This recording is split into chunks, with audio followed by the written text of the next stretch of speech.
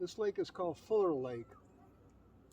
It's a lake in the Sierras, but it's mainly known for fishing, not swimming.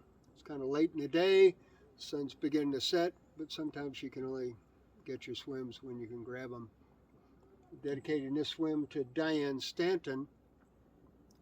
All the projects in Uganda would not have been possible if it weren't for Diane. The history of Diane's engagement started in Dallas when the Archbishop of Uganda was visiting her husband, Bishop Stanton.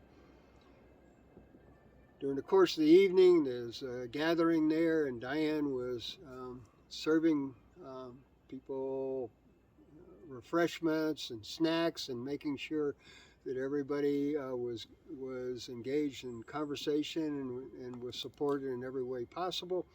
And she was talking to Archbishop Nkoyoyo, and he said, "Diane, could you help?" And she thought that possibly Archbishop Nkoyoyo wanted a little refill on his Coke or a snack, and he said, "There's a group of people in southwest Uganda named the Batwa pygmies." And that piqued Diane's interest because when she was a student at Chapman University, she'd written a paper on the Batwa, so she knew about them, but she had not been following them in several years. He said they have been displaced from the Burundi impenetrable forest when it was made a World Heritage Site in order to protect the endangered mountain gorillas. They need your help. And Diane agreed. She engaged some churches in Dallas. They raised some money, and she, through the Bishop of Uganda, was able to buy some land and get a little school built and a small clinic. Several years after that, she was interested in to see how her efforts had been productive, and she asked for somebody to come over and do a medical survey. She asked a group called Episcopal Missions Foundation to put out the word. Carol and I answered that call.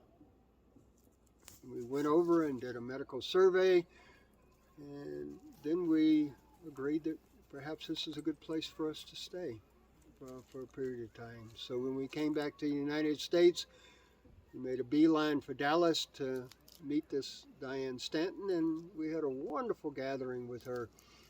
And she pulled out her files on the Batwa and handed them to me, and I said, "I'll only take a photocopy."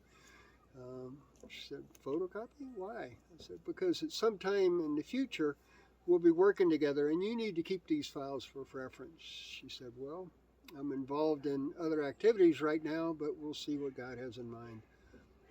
Sure enough, many years later, Sally Stillings was the executive director. She put all the organizational structure we needed for our foundation in place.